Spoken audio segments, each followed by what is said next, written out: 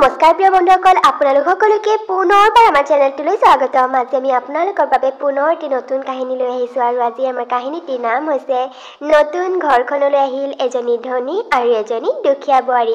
আশা কৰিছোঁ ভিডিঅ'টো যে আপোনালোকৰ নিশ্চয়কৈ ভাল লাগিব। তেন্তে আহকচোন এতিয়া আমি কাহিনীটোৰ মাজলৈ আগবাঢ়ি যাওঁ। বোৱাৰী, ডাঙৰ বোৱাৰী, প্ৰাৰ্থনা, এই শুনিছানে নাই? চাহ আজি খাবলৈ পাম নে একেবাৰে অহা কালিলৈহে দিম বুলি ভাবিছা? মা, এয়া লওক। মা, বেয়া নাপাব, আজি অকণমান দেৰি হ'ল চাহ দিয়া।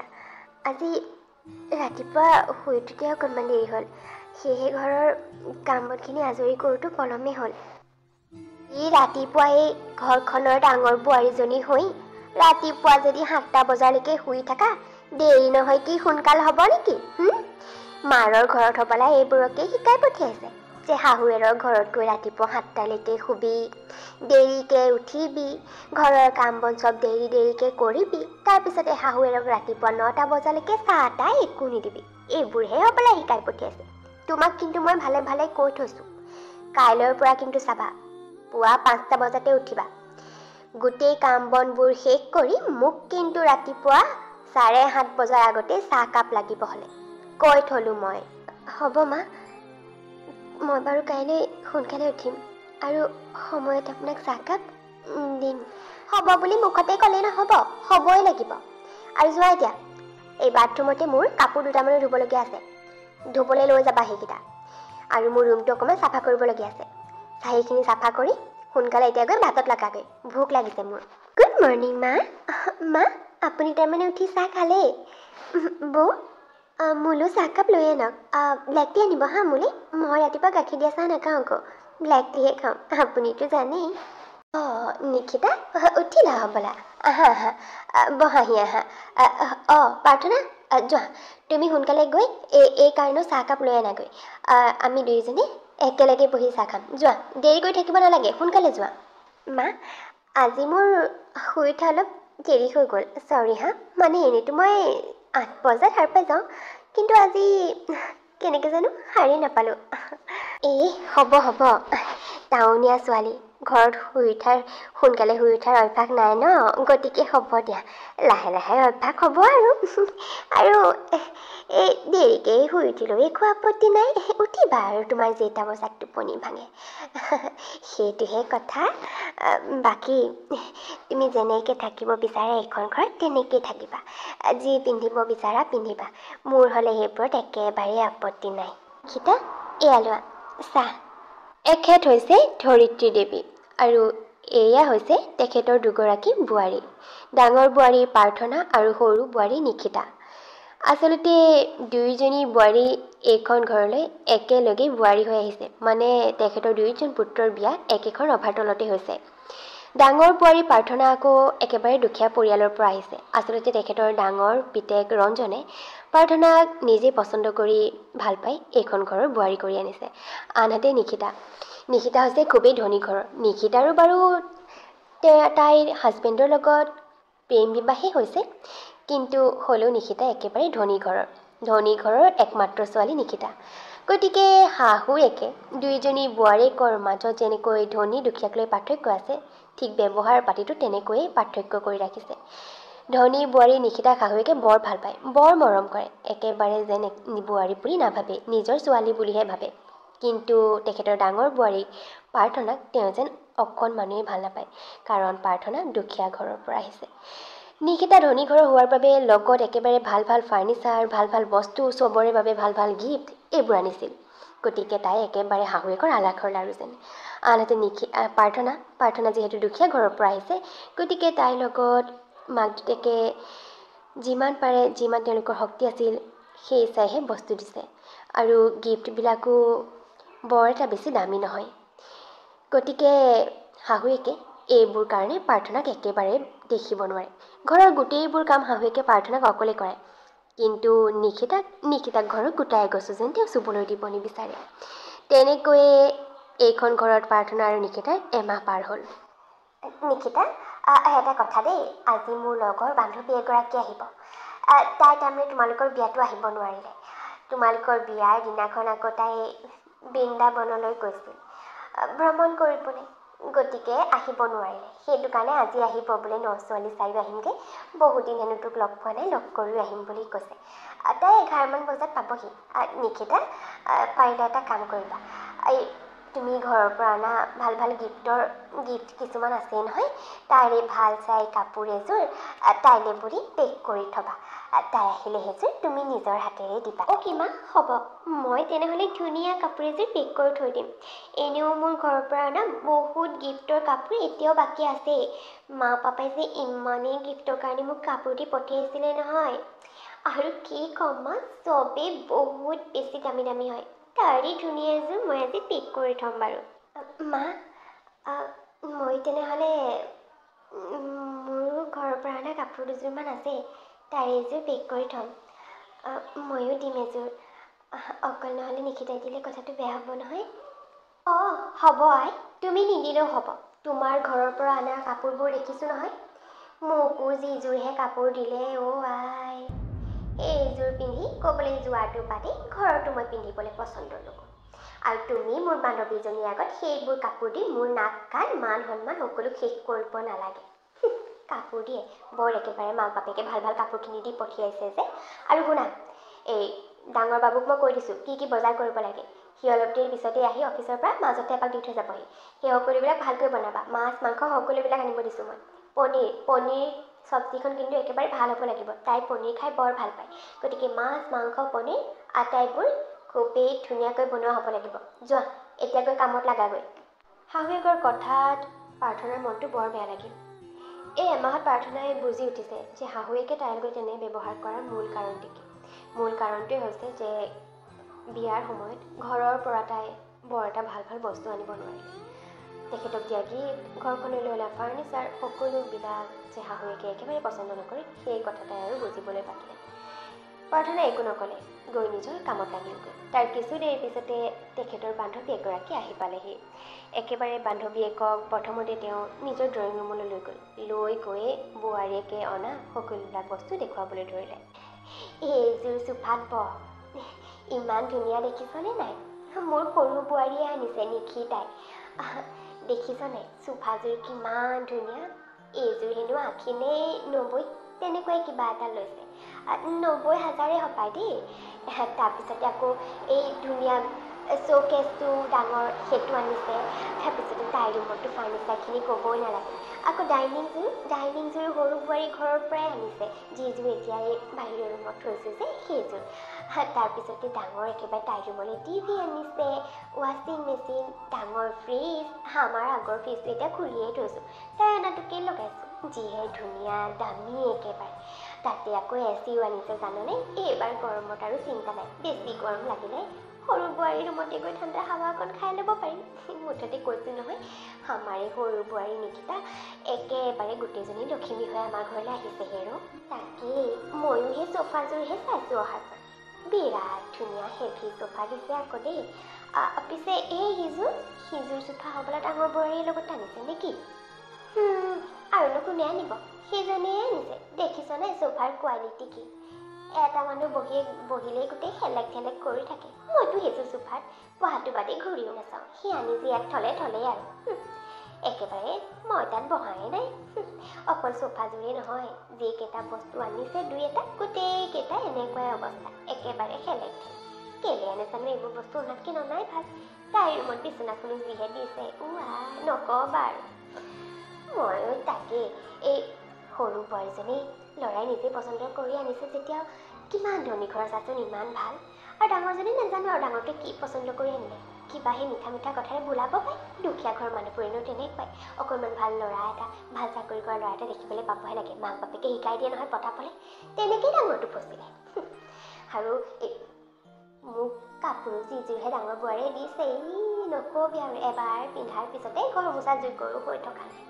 কিন্তু সৰুজনীয়ে আৰু কাপোৰ দিছে, মই তোক কৈছোঁ নহয় যি ধুনীয়া কাপোৰ। মই তোক মুঠতে কৈছোঁহে আৰু। বাকী আমাৰ ঘৰৰ মানুহবিলাকলৈ তাই যিহে দামী প্ৰেজেণ্ট আনিছে। মুঠতে তাই মোৰ গোটেই মান সন্মান বঢ়াই দিছে আৰু মিতিৰ কুটুমৰ আগত, বুজিছনে? কিন্তু এই সৰুজনী গোটেই নাক কাণ কাটি শেষ কৰিছে। যিবোৰহে প্ৰেজেণ্ট দিছে মানুহক হৈছে আৰু কোনেও পিন্ধিব নোৱাৰে। তাকে নকবি আৰু এফালে ভাল হ'লে এফালে বেয়া হয় আৰু মোৰ লগতো সেই তেনেকুৱাই হ'ল আৰু সৰুজনী ভাল আহিলে কি হ'ল ডাঙৰজনী সেই গতি হ'লেও দে ধৰিত্ৰী তোৰ ভালেই হ'ল আৰু দুইজনী বোৱাৰী একেলগে ঘটি পেলালে এতিয়া আৰু তোক কোনে পায় দুজনীকে ঘৰত বোৱাৰী আছে গতিকে কাম বনৰতো চাগে একো চিন্তাই নাই পিছে দুয়োজনী বোৱাৰীয়ে কাম বন কৰেনে ঘৰৰ ভালকৈ কৰে এই সৰুজনীয়ে ঘৰৰ আটাইবোৰ কামেই কৰে মুঠতে কৈছোঁ নহয় তাই অহাৰ পৰা মোৰ আৰামেই আৰাম পিছে ডাঙৰজনীকে বৰ চিঞৰি থাকিব লাগে ৰাতিপুৱা শুই উঠেও দেৰিকৈ গতিকে মোক ৰাতিপুৱা চাহকণ দিওঁতেও তাই বৰ দেৰি কৰে সৰুজনী কিন্তু তেনেকুৱা নহয় এই কাম বন তাই বৰ চিজিলকৈ কৰে আকৌ এতিয়া এই সৰুজনীয়ে পাকঘৰত গোটেইখন লাগি ভাগি আছে মাতিছোঁ ৰ বোৱাৰীহঁতক চিনাকিটো হ'ল বৌ তুমি চব বনাই ৰেডি কৰিলা নেকি অঁ মই চব বনালোৱেই মাছৰ চব্জিকণো হ'ল মাংসও হ'ল পনীৰো বনালোঁ দাইল ভাত চালাড সকলোবোৰ ৰেডি হৈ গ'ল আৰু এতিয়া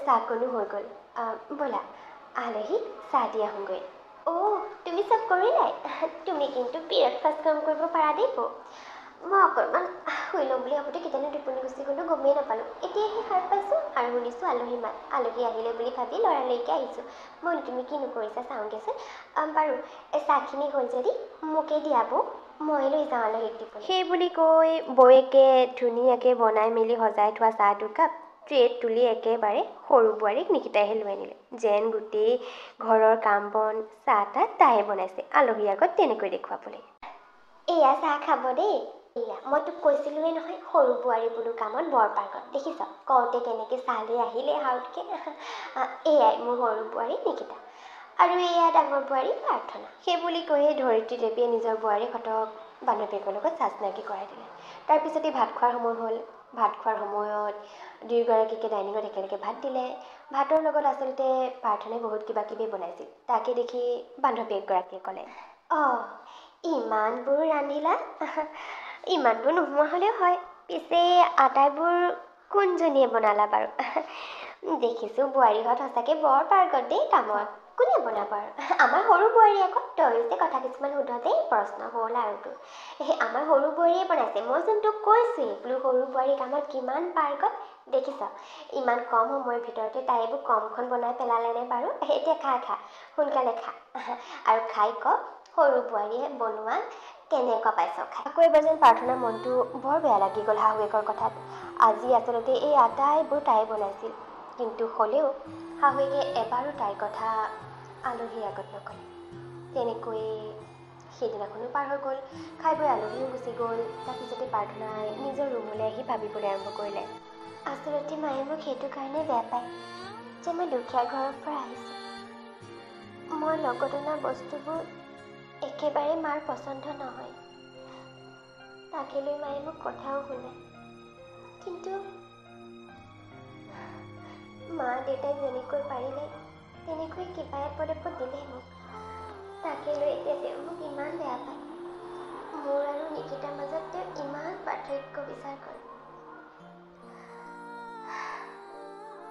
যি কি নহয় আচলতে যাৰ কপালত যি লিখা থাকে সেয়ে হয় আৰু মায়ে মোক শিকাই পঠিয়াইছে নহয় শাহু মায়ে যিমান যি ক'লেও সকলো সহ্য কৰিব কাৰণ তেওঁতো মোৰ নিজৰ মায়ে তেখেতৰ মাক যেতিয়া মোৰো মা গতিকে খঙত কেতিয়াবা কিবা ক'লেও মই একো নকওঁ সকলো সহ্য কৰি যাম সকলো কৈয়ে দিন পাৰ হৈ গৈ থাকিল সকলো দুখ কষ্ট প্ৰাৰ্থনাই নীৰৱে সহ্য কৰি গ'ল তাৰপিছতে এদিন হঠাতেই প্ৰাৰ্থনা আৰু নিকিতাৰ শাহুৱেক একেবাৰে অসুস্থ হৈ পৰিল তেখেতক হস্পিটেলত এডমিট কৰোৱা হ'ল তাৰপিছতে ডক্টৰে ক'লে যে তেখেতৰ হাই ব্লাড প্ৰেছাৰ হাই চুগাৰ এইবোৰৰ কাৰণে হঠাতেই এনেকৈ অসুস্থ হৈ পৰিল গতিকে এতিয়া তেওঁক সম্পূৰ্ণৰূপে এমাহ বেড ৰেষ্ট দিব লাগিব এই এমাহ যাতে তেওঁক খুবেই ভালকৈ কেয়াৰ কৰা হয় ঘৰত যাতে তেওঁক একো কামৰ প্ৰেছাৰ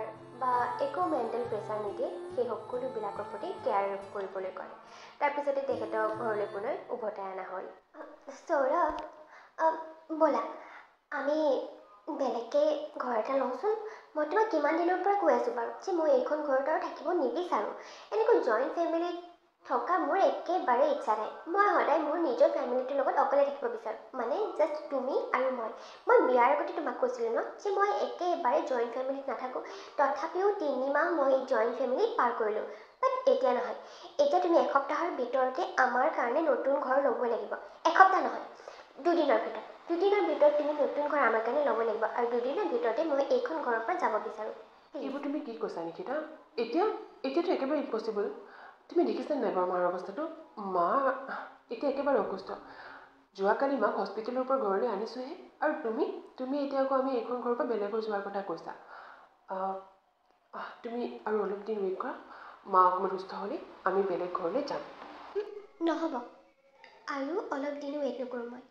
মই 2 দিন তোমাক সময় দিছোঁ। এই 2 দিনৰ ভিতৰতে মই যাম, কৈছোঁ যামেই নতুন ঘৰলৈ। চোৱা সৰু, বহুত দিনৰ পৰা মই তোমাক কৈ আছোঁ, বাট তুমি সদায় মোৰ কথাটো ইগন'ৰ কৰা। বাট এতিয়া আৰু নহ'ব, মই এনেকৈ জইণ্ট ফেমিলি থাকিব নোৱাৰোঁ। তাতে এতিয়া এইবোৰ বুঢ়া মানুহৰ লগত বেমাৰ হ'লে যে মই একেবাৰে সেই ভাইবটো একেবাৰে ভাল নাপাওঁ। মইতো মাৰ কেয়াৰ কৰাটো বাদেই মাৰ ওচৰলৈকো যাব বিচৰা নাই। মই এনেকৈ বেমাৰী মানুহবোৰ দেখি একেবাৰে চাই থাকিব নোৱাৰোঁ। মোৰ কিবা নিচিনা লাগে, কেয়াৰ কৰাটো দূৰৰে কথা। গতিকে প্লিজ মোক ইয়াৰ পৰা লৈ ব'লা, নহ'লে কিন্তু মই একেবাৰে মাৰ ঘৰলৈ গুচি যাম, আৰু কিন্তু নাহিম তোমাৰ ওচৰলৈ, কৈ দিছোঁ। প্লিজ, বেমাৰী মানুহ এনেকৈ থকা ঘৰত মোৰ একেবাৰে থাকিবলৈ ইচ্ছা নাযায়। তাকে জইণ্ট ফেমিলিটো মই একেবাৰে নাথাকোঁ বুলি কৈছিলোঁ। আৰু মাৰ কেয়াৰ কৰিবলৈ বৌচোন আছেই, বৌচোন এনিটাইম মাৰ লগত থাকিয়ে আছে। গতিকে মোৰ কি কাম, মই থাকিলেও একো মাৰ কেয়াৰ নকৰোঁ, কৈ দিছোঁ তোমাক। মই বেমাৰী মানুহজনীৰ ওচৰলৈ নাযাওঁ, এইবোৰ মিছামিছি ইনফেকশ্যনহে হ'ব মোৰ। মই নাযাওঁ দেই। গতিকে তুমি 2 দিনৰ ভিতৰতে মোৰ কাৰণে নতুন ঘৰ ল'বই লাগিব। কোৱা, ল'বা নে মই মাৰ ঘৰলৈ গুচি যাম? এইফালে নিশিতাৰ এনে কথাত, এনে তৰ্কত ধৰিত্ৰীদেৱে সৰু পুতে কথাত নিশিতাৰ গিৰিয়েক সৰুভেও তাইক মানা কৰিব নোৱাৰিলে। সিও নতুন ঘৰ ল'লে, আৰু মাকক এনেকৈ অসুস্থতাৰ অৱস্থাত পেলাই মাকক হস্পিটেলৰ পৰা উভতাই অনা 2 দিনৰ পিছতে সিহঁত নতুন ঘৰলৈ বুলি বেলেগ হৈ গুচি গ'ল। মাকৰ মনত সেইদিনা বহুত বেছি আঘাত লাগিল যে মাকক এনেকুৱা অৱস্থাত পেলাই সৰু পুতেক বোৱাৰীকে নতুনকৈ ঘৰ সজাবলৈ গুচি গ'ল। কিন্তু ডাঙৰ পুতেক বোৱাৰীকে সেই কথা তেওঁক অনুভৱ হ'বলৈকে যেন নিদিলে। যিমান পাৰে ডাঙৰ বোৱাৰীকে শাহুৱেকক শুশ্ৰূষা কৰাত লাগিল। মুঠতে শাহুৱেকক প্ৰত্যেকটো সময়তে প্ৰত্যেকটো কামতে কেয়াৰ কৰিবলৈ আৰম্ভ কৰিলে। বিচনাতে বহি শাহুৱেকক খাদ্যৰ যোগান ধৰা, শাহুৱেকক বাথৰুমলৈ লৈ যোৱা, গা ধুৱাই দিয়া, সকলোবোৰ কাম ডাঙৰ বোৱাৰীকে কৰিবলৈ আৰম্ভ কৰিলে। আৰু তেনেকৈ চাওঁতে চাওঁতে প্ৰায় এমাহৰ পিছত তেখেত পুনৰ আগৰ দৰে সুস্থ হৈ উঠিল। কিন্তু এই এমাহত তেওঁ এটা ডাঙৰ শিক্ষা পালে, আৰু সেয়া হ'ল প্ৰথমতে বিয়া কৰি আনোতে সৰু বোৱাৰীক আৰু ডাঙৰ বোৱাৰীকক দুখীয়া আৰু ধনীৰ পাৰ্থক্য উলিয়াই তেখেতে আচলতে ডাঙৰ বোৱাৰীৰ লগত কিমান বেয়া ব্যৱহাৰ কৰিছিল। কিন্তু সময়ত তেওঁ কোনে শুশ্ৰূষা কৰিলে? ডাঙৰ বোৱাৰীকে। গতিকে তেওঁ ইয়াৰ পৰা সম্পূৰ্ণৰূপে ভালকৈ বুজি উঠিল যে আচলতে তেওঁ ভুলটো ক'ত আছিল, আৰু তেওঁ কিমান ডাঙৰ ভুল কৰিছিল। সৰু বোৱাৰীকে বেমাৰত পৰি থকা শাহুৱেকক পিছলৈ এবাৰ ঘূৰি নোচোৱাকৈও নতুন ঘৰলৈ বুলি গুচি গ'ল। কিন্তু ডাঙৰ বোৱাৰীক যাক তেওঁ সদায় ঠাট্টা কৰিছিল, সেই ডাঙৰ বোৱাৰীগৰাকী তেওঁক ইমানবোৰ শুশ্ৰূষা কৰি পুনৰ সুস্থ কৰি তুলিলে। সেই কথা বুজি পাই তেওঁ ডাঙৰ বোৱাৰীকৰ ওচৰত ক্ষমাও খুজিলে, আৰু মনতে প্ৰতিজ্ঞা কৰিলে যে এতিয়াৰ পৰা আৰু তেওঁ তেনেকুৱা কেতিয়াও নকৰে। তেওঁ বুজি উঠিল মানুহ ধনী দুখীয়া নহয়, মনেৰেহে ধনী দুখীয়া হ'ব লাগে, সা সম্পত্তিয়ে নহয়। তেওঁ ডাঙৰ বোৱাৰীয়ে ধনৰ দুখীয়া হ'ব পাৰে, কিন্তু মনৰ। আৰু আনহাতে তেখেতে সৰু বোৱাৰীয়ে ধনৰ যিমানেই ধনী নহওক কিয় মনৰ কিন্তু একেবাৰেই দুখীয়া। সেই কথা তেওঁ উপলব্ধি কৰিব পাৰিলে আৰু বুজিও পালে। তেন্তে আমাৰ কাহিনীটো কৰি দিছোঁ আজিলৈ ইমানতে শেষ। যদি আপোনালোকে চাই ভাল পালে তেন্তে প্লিজ ভিডিঅ'টো লাইক আৰু এটা কমেণ্ট কৰি দিব।